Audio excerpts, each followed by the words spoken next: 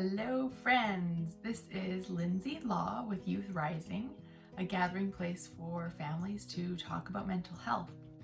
So I mentioned that we would be talking about different emotions and how we can approach them in our lives. So the next emotion we're going to talk about is failure.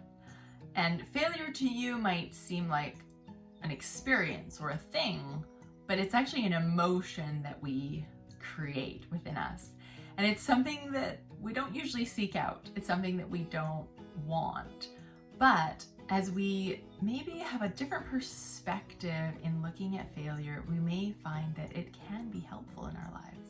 The big reason that we fear failure is because of what we make it mean about ourselves when we perceive a failure. And this ties right in with worthiness because we let it mean something about our worth as a person. So for example, I failed the test, that means I'm stupid.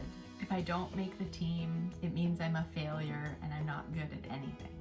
In the dictionary, it actually defines failure as an omission of expected or required action. So this means we missed reaching a goal, we didn't meet someone else's expectations. What is so bad about that? What if we look at failure in a completely new way? What if we don't make it mean anything negative about us? What if it means you were willing to try and put yourself out there? What if it means that you tried your best and that's okay? So we kind of have this joke in our house that is, the secret to happiness is low expectations. Now, the reason it's a joke is because we don't really believe that. The reason we said it is because it allows us to have this idea that, okay, we can be happy if we don't ever have to feel failure. If we don't ever have to feel those uncomfortable emotions of not meeting expectations. And it's true, if we expect less of ourselves, we will probably fail less. But we will also reach less goals, we will learn and succeed less, and I believe it will not create more happiness as we just try to avoid negative emotion in our life. When we are willing to embrace and accept failure, then we are accepting learning, we're accepting creating the relationships we want, we're accepting reaching goals. We learned this new approach to failure from Brooke Castillo. We have started in our family to celebrate failure, to look at failure as an opportunity to learn and to grow and to realize that it's okay. It's okay to not do what we said we were gonna do. It's okay to miss the mark sometimes. We are going to fail. But as we keep trying and moving and reaching goals, we will learn and grow, and those failures will create for us success. Okay, so can you guys tell me a little bit about our new approach to failure in our home? What do we do when we talk about failure? Oh yeah. Oh yeah. Fail number one. Fail. Fail and I learned. That's awesome, right? So we've kind of had this new approach to thinking about failing, right? Because that feeling of failing, it's not a feeling we enjoy. So we've been celebrating it, we've been learning from it, because we know that when we fail, that's one step closer to learning how to do that thing. Do you guys remember when Edison was learning to walk? Or Clara? When Edison was learning to walk, did he fall a lot? So could that be considered a failure? He got up and he fell. He failed. What happened? Yeah, what happened after he failed? He learned. He got better. He got better and he got back up. Now, when you think about it, for a little kid to get back up from the floor, it's a lot of work, isn't it? And as he gets up from the floor, he strengthens the muscles in his body. And so that eventually he can walk. He's succeeded at walking. If we always picked him up and didn't allow him to get up from his fall, do you think he would learn to walk as soon? No, because he wouldn't have that work and that learning with that failure, right?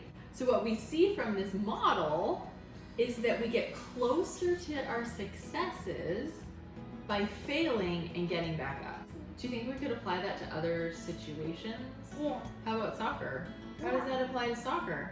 Like if you try shooting on the net and you miss, you're figuring out where's the best spot to shoot, and you're straining your muscles to be able to kick the ball harder.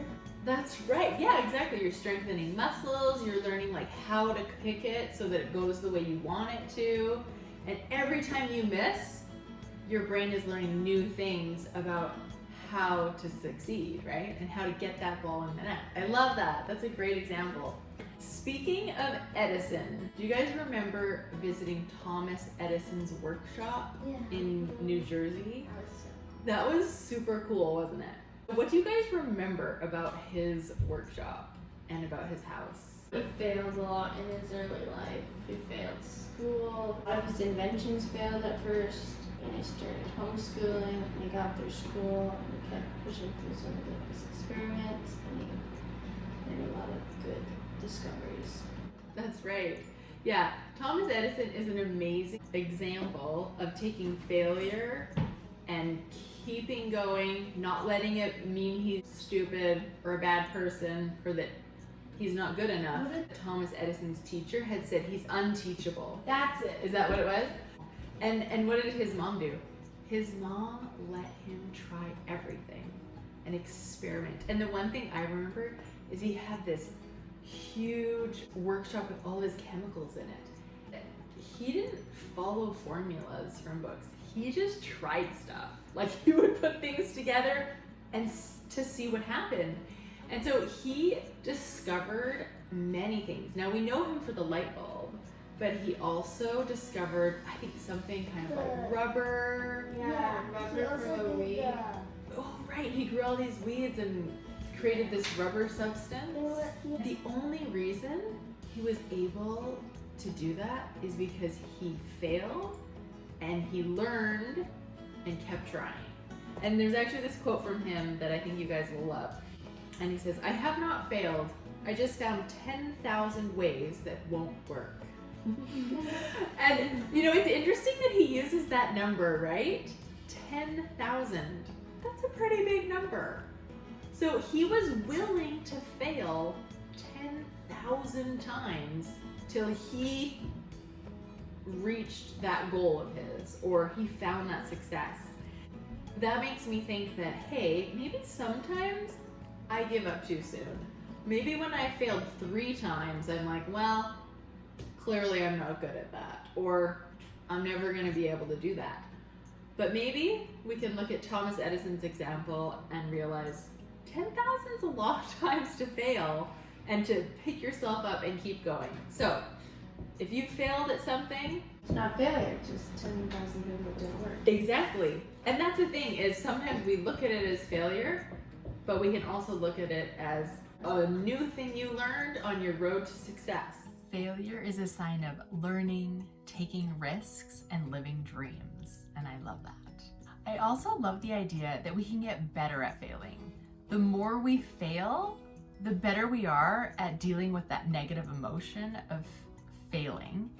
And the more willing we are to get out there and try new things and fail. And so I love this idea of practicing failure, just getting out there and doing it. So as we talk about looking at failure differently, I think that also requires us to look at success differently. Success is making the goal. Success is trying. Success is getting out there and getting out of my comfort zone and doing things that are hard. It's the effort and the work that creates that feeling of success. Let's define success as being willing to bet on ourselves and risk failure. Knowing that we can practice self-compassion and learn from our failures makes them feel a lot less scary. So friends, let's get out there and fail. Let's celebrate it. Let's pick ourselves up and keep trying. Well, have a great week. Like my video and subscribe to my channel and share it with any families you think could benefit from this information. Have an awesome day.